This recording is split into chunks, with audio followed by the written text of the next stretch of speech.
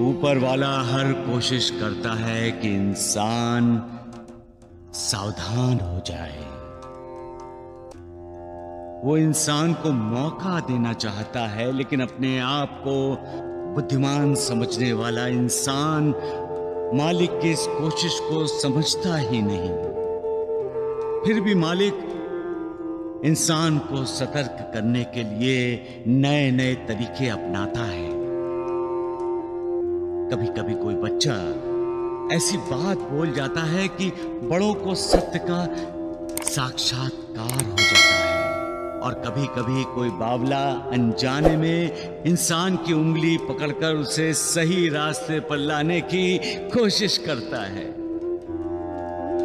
हमें इस बात से सबक लेना चाहिए और अपने आप में बदलाव लाना चाहिए। हमें अपने दोष, अपनी कमियों को दूर करने की कोशिश करनी चाहिए। जो ऐसा करते हैं वो भाग्यशाली होते हैं, क्योंकि वो मालिक की कृपा के भागीदार बन जाते हैं। लेकिन जो अहंकारी हैं, झुकना नहीं जानते, वो अपनी खामियों को, अपनी कमियों को दूर करने की कोशिश ही नहीं करते। उन्हें अपना अहंकार किसी अलंकार की तरह लगता है।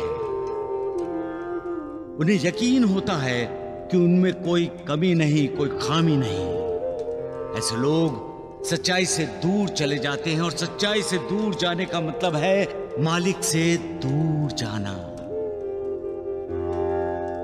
मालिक से दूर जाने का मतलब है अपनी प्रगति के रास्ते में खुद पत्थर बनकर खड़े हो जाना। सबका मालिक एक। जो मालिक को नहीं भूलता उसे मालिक भी कभी नहीं भूलता। जो भगवान की भक्ति करते रहते हैं, खुद को भगवान को समर्पित कर देते हैं, जो कभी किसी भी हालात में कभी भगवान को दोष नहीं देते, मालिक उन्हें शक्ति देता है कि वो अपने कर्मों के भोग बिना कष्ट के भोग लें। कर्म बंधन को स्वीकार करते हुए मालिक के कृपा आशीर्वाद से ही ऐसे भक्त न दुख में विचलित होते हैं, न सुख में उत्तेजित। सबका मालिक एक। जिंदगी में सारे दुखों की जड़ है चाहत, इच्छा, ख्वाहिश। उम्मीद करना कि वो मिल जाए, उसे पा लूं, वो हासिल कर लूं। इंसान सोचता रहता है कि ये मिल जाए, वो मेरे पास हो, ये करूंगा तो इतना बड़ा आदमी बन जाऊंगा। और जब वो ख्वाहिश पूरी नहीं होती तो इंसान निराश हो जाता है। कभी कभी ज्यादा जोश में आकर फिर से पूरी मेहनत करके, पूरी ताकत लगा के जो उसे नहीं मिला था उसे हासिल करने की कोशिश करता है। पैसों के लिए अपनों को धोखा देता है, मालिक से गद्दारी करता है। और जब अंतिम समय आता है तब उसे साक्षात्कार होता है कि जिसे पाने के लिए वो भले बुरे मार्गों पर चला, वो सब तो उसे यहीं छोड़कर जाना है। पैसा उसके साथ नहीं जाता, साथ जाते हैं उसके अच्छे कर्म, पुण्य, लोगों की दुआएं और बद्दुआएं भी, कुकर्म भी और पाप भी, जिनका फल उसे अगले जन्म में भुगतना पड़ता है। तो फिर इंसान विश्वासघात क्यों करता है, क्यों धोखेबाजी करता है? भगवान श्री कृष्ण ने कहा है, वो इंसान क्यों भूल जाता है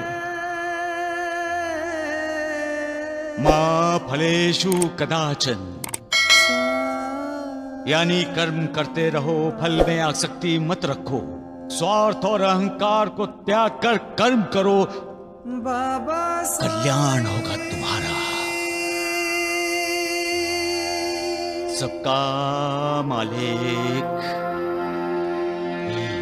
उसका उद्धार कैसे होगा जो दूसरों का उद्धार नहीं करता, जो दूसरों का मार्गदर्शन नहीं कर सकता, उसको खुद को मार्ग कैसे मिल सकता है? कैसे? गुरु का कर्तव्य है अपने शिष्यों का उद्धार करना। एक राजा का कर्तव्य है अपनी प्रजा का उद्धार करना। समाज सेवकों और समाज सुधारकों का कर्तव्य है समाज का उद्धार करना। वैसे ही अपनी संतान का उद्धार करना माता पिता का कर्तव्य है। सारी दुनिया खिलाफ क्यों ना हो, माता पिता को अपनी संतान बीच मझधार में नहीं छोड़नी चाहिए। उसे सहारे की जरूरत हो तो संतान को सहारा देना चाहिए। संतान के लिए उसके माता पिता मालिक हैं। फिर माता पिता अपनी संतान से क्यों मुंह मोड़ लेते हैं? क्यों उनके आंसू नहीं पोंछते? उन्हें करुणा क्यों नहीं देते? उनका उद्धार क्यों नहीं करते? अरे ये रीत रिवाजों की, प्रथाओं की श्रृंखलाएं तोड़ दो और ये सोचो कि अपनी संतान को आनंद कैसे दे सकते हैं। अरे जब हमारे अपने बच्चे खुश होते हैं तब हम खुश होते हैं, हमारा घर खुश होता है, घर में शांति होती है, और जहां शांति है वहां भगवान है, मालिक है। फिर किसी बाबा की खोज करने की जरूरत नहीं है।